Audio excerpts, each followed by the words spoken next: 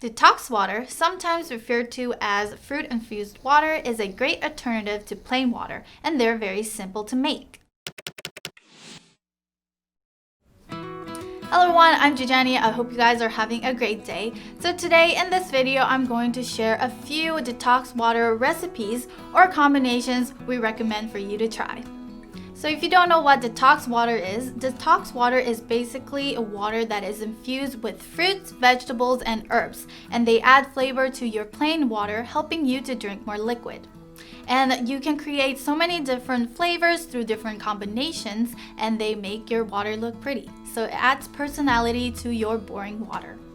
Detox water is often recommended because they have less calories compared to blended drinks, and they are less sugary. Detox water also helps to lose weight and improve digestive system. And because it adds flavor to your water, you're drinking more water. And we all know that drinking more water has its own benefits. So you get the benefits of drinking more water plus vitamins, fibers, and antioxidants from fruits. So there are no rules for this. You can use any different types of fruit, fresh or dried, to create this. But in this video, we chose dried fruits. Yum. Subscribe to our channel if you haven't already, and let's get started. Let's go.